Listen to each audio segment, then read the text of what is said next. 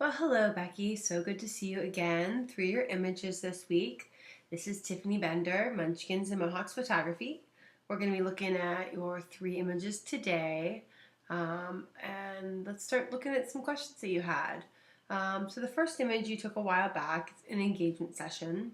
You were saying that the couple was very outdoorsy country. I really love that you captured that for sure.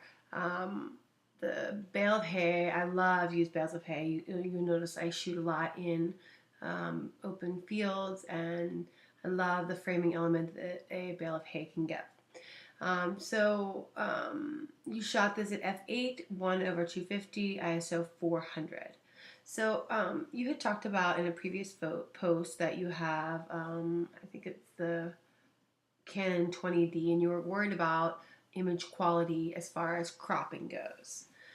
So my first recommendation would be to back up for this image. Now, you're going to have to be very conscious of your in-camera crops. So when I'm referring to cropping for you, I don't necessarily mean a Photoshop crop or a post-processing crop, but for paying attention to where you're shooting in camera, where you're actually, how you're actually framing your image. So let's take a look at this in Photoshop. Okay. All right, let's get our crop tool out. So I would have loved to have seen more to this bale of hay. So I love that you said that you wanted to get some sky in the background so it wasn't just a bale of hay. But I feel like we are not telling the full story here. So if you would have taken a couple steps backwards and we kind of gotten this whole bale of hay and maybe frame them out. Let me see if I can demonstrate this for you. Let's see. Oh, Becky, I'm an awful artist. So, whoops.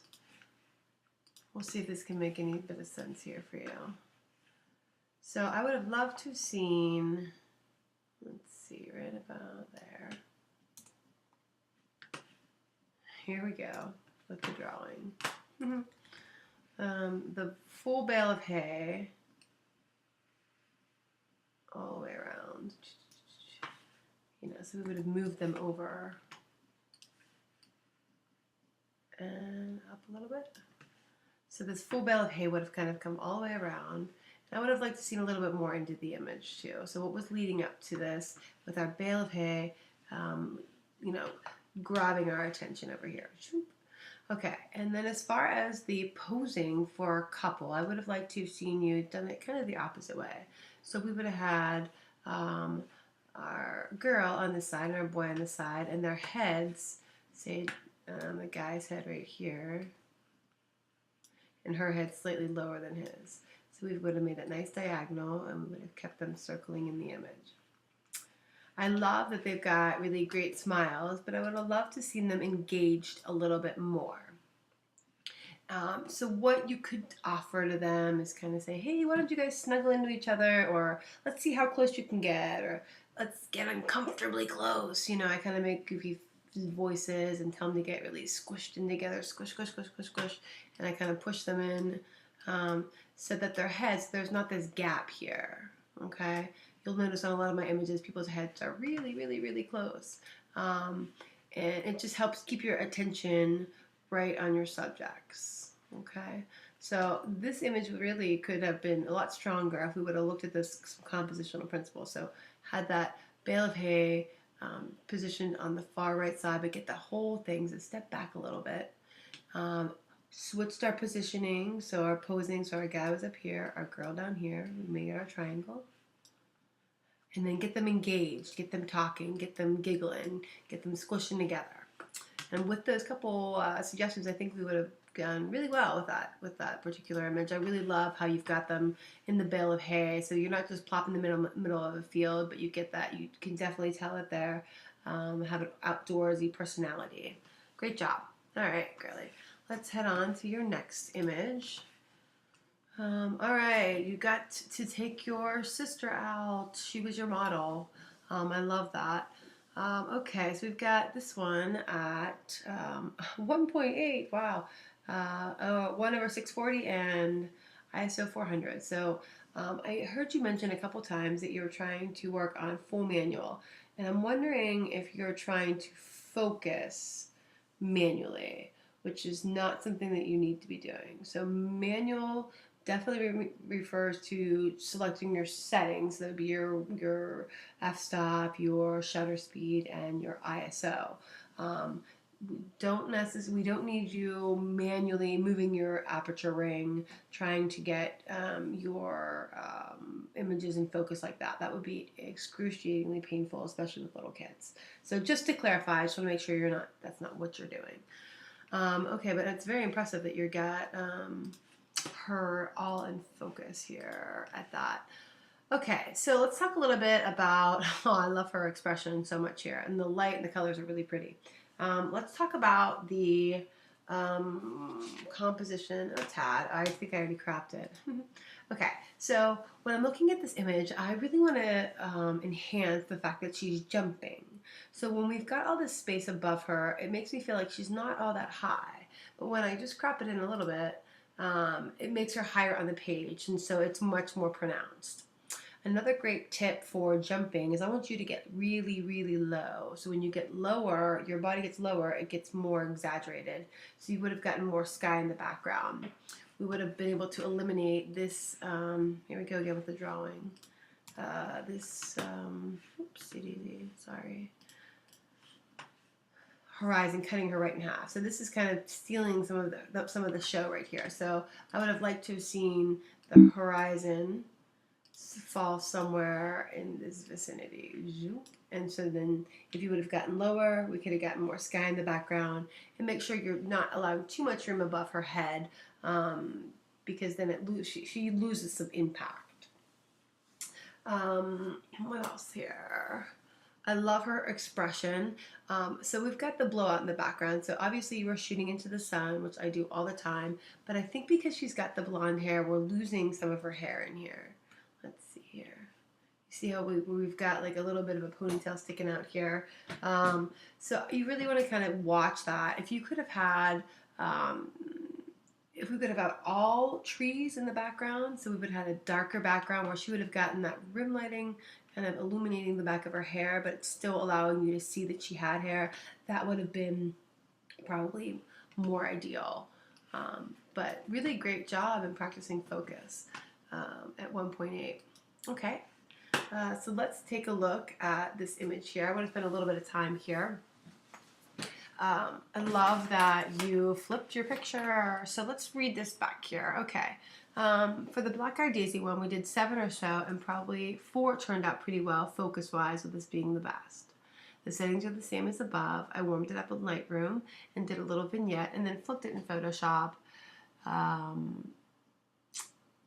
Your brain must work differently because 90% of your images are posed the other way, so you're going to have to get used to that. Okay, so you used, you're asking me, do I use my 50mm for closer images or farther away? I'm just not sure how to master that, getting in focus where it matters. Okay, her nose is in focus, so how do I get her eyes? Okay, so let's talk about where to focus first. So let's make sure that you're not manually focusing. You're allowing your camera to do that for you.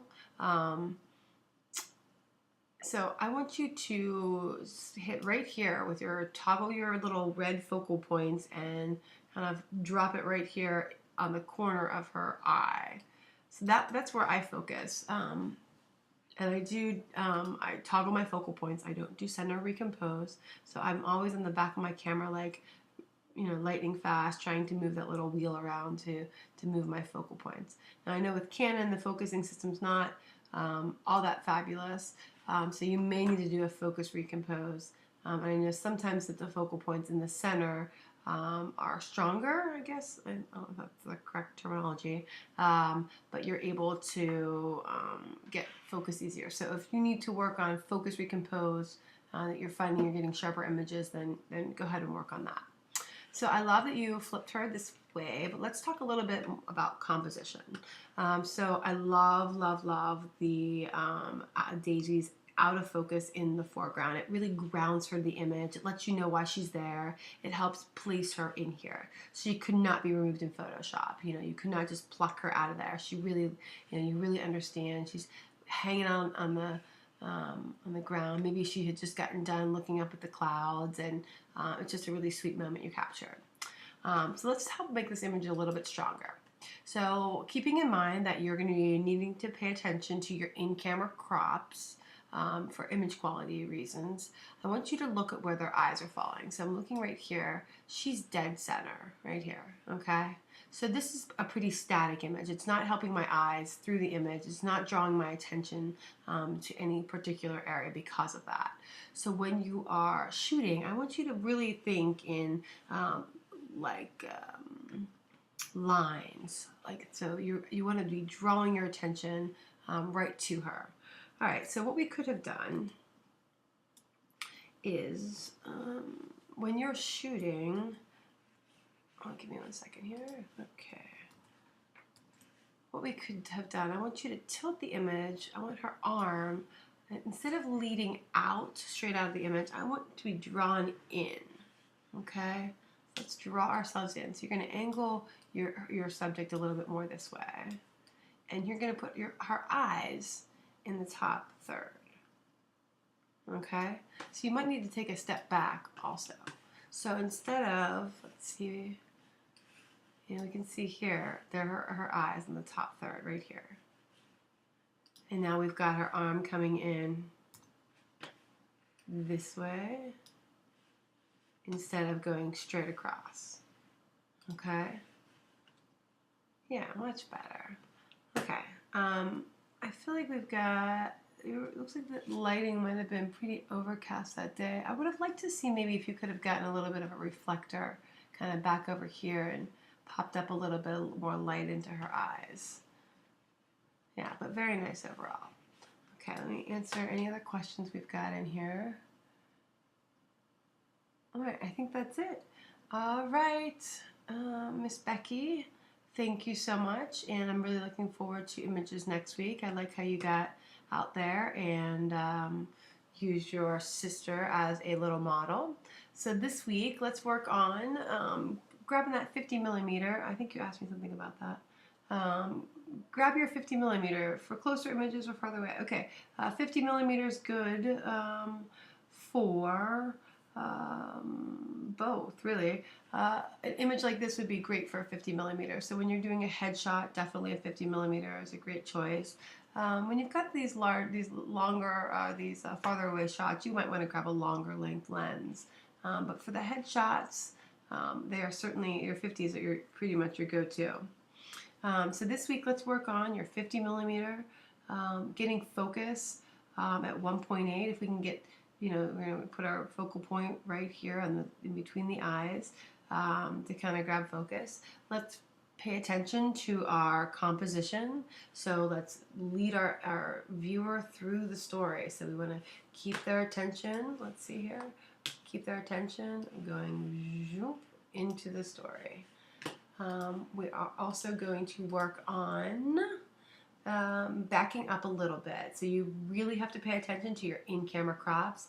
Don't feel hindered by your camera. There was a long time where I rocked out a D200 and a 35 millimeter lens, even in business, and with Photoshop elements. It was definitely more cumbersome and it took a lot more time in post-processing, but I was still able to do it. So don't feel that you need to have a bigger, better camera. Really just try to make the best of what you have. So we're going to work on doing purposeful in-camera crops, working on getting focus on your 51.8, and I think that's it. I think you're doing very well and you're making great progress.